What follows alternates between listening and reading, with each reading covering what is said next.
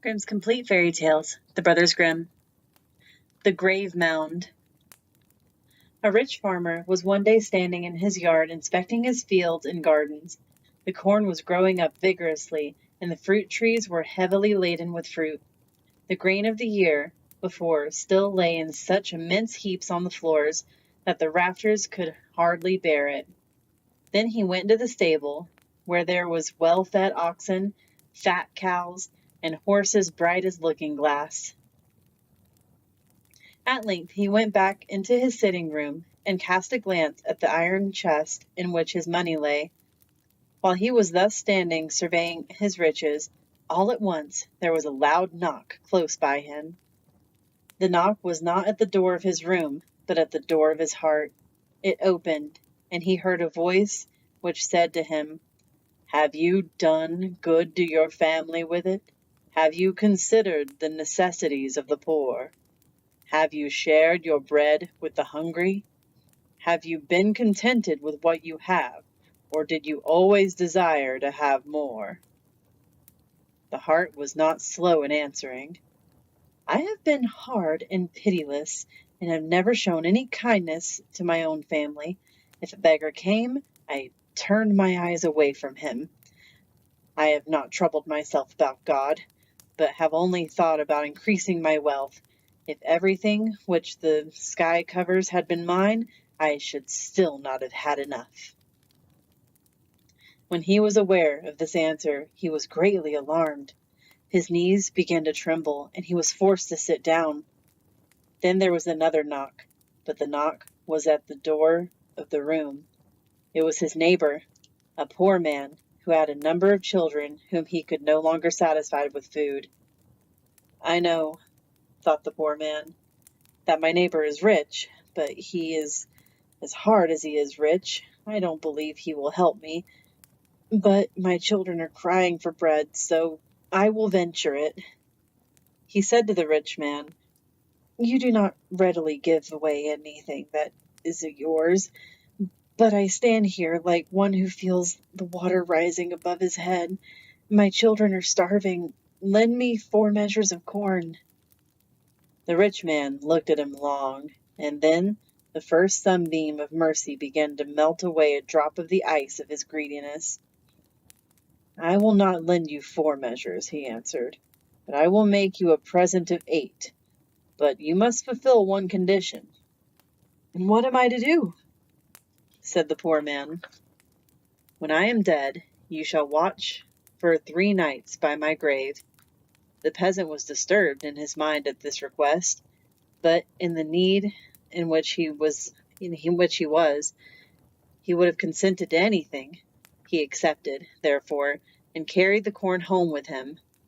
It seemed as if the rich man had foreseen what was about to happen, for when 3 days had gone by, he suddenly dropped down dead. No one knew exactly how it came to pass, but no one grieved for him. When he was buried, the poor man remembered his promise. He would willingly have been released from it, but he thought, "After all, he acted kindly by me. I have fed my hungry children with his corn, and even if that were not the case, where I have once given a promise, I must keep it." At nightfall he went into the churchyard and seated himself on the grave mound. Everything was quiet, only the moon appeared above the grave, and frequently an owl flew past and uttered her melancholy cry.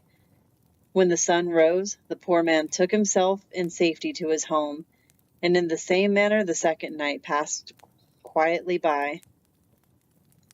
On the evening of the 3rd day he felt a strange uneasiness. It seemed to him that something was about to happen. When he went out he saw by the churchyard wall a man whom he had never seen before. He was no longer young, had scars on his face, and his eyes looked sharply and eagerly around. He was entirely covered with an old cloak, and nothing was visible but his great riding boots. "What are you looking for here?" the peasant asked. "Are you not afraid of the lonely churchyard?" "I am looking for nothing," he answered, "and I am afraid of nothing. I am like the youngster who went forth to learn how to shiver. and had his labor for his pains, but got the king's daughter to wed in great wealth with her. Only I have remained poor. I am nothing but a paid-off soldier, and I mean to pass the night here, because I have no other shelter." "If you are without fear," said the peasant, "stay with me and help me to watch that grave there." "To keep watch is a soldier's business," he replied. "Whatever we fall in with here, whether it be good or bad, we will share it between us." The peasant agreed to this, and they seated themselves on the grave together. All was quiet until midnight, when suddenly a shrill whistling was heard in the air, and the two watchers perceived the evil one standing bodily before them. "Be off, you ragamuffins!" cried he to them. "The man who lies in that grave belongs to me. I want to take him, and if you don't go away I will wring your necks." "Lord of the Red Feather," said the soldier, "you are not my captain. I have no need to obey you, and I have not learned how to fear. Go away. We shall stay sitting here." The devil thought to himself, "Money is the best thing which these two vagabonds will be persuaded by." So he began to play a softer tune, and asked quite kindly if they would not accept a bag of money and go home with it. "That is worth listening to," answered the soldier, "but one bag of gold won't serve us. If you will give us as much as will go into one of my boots, we will quit the field for you and go away." "I have not so much as that about me," said the devil, "but I will fetch it. In the neighboring town lives a money changer who is a good friend of mine, and will readily advance it for me." When the devil had vanished, the soldier took his left boot off and said, "We will soon pull a trick on the charcoal burner.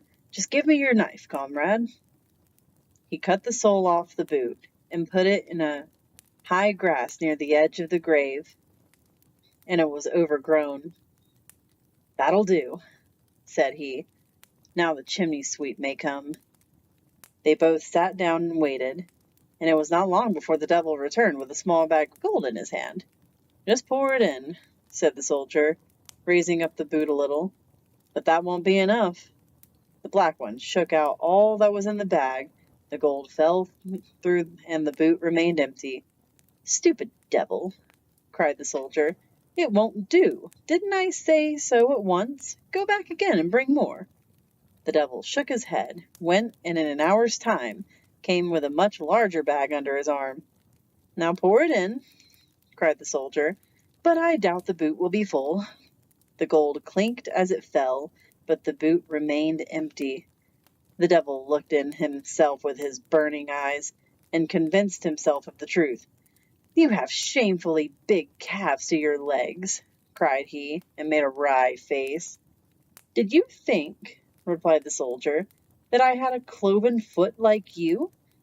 Since when have you become so stingy? See that you get more gold together, or our bargain will come to nothing." The wicked one went off again. This time he stayed away much longer, and when at length he appeared, he was panting under the weight of a sack which lay on his shoulders. He emptied it into the boot, which was just as far from being filled as before. He became furious, and was just going to tear the boot out of the soldier's hands, but at that moment the first ray of the rising sun broke forth from the sky, and the evil spirit fled away with loud shrieks. The poor soul was saved. The peasant wished to divide the gold, but the soldier said, "Give what falls to my lot to the poor. I will come with you to your cottage, and together we will live in rest and peace on what remains, as long as God is pleased to permit."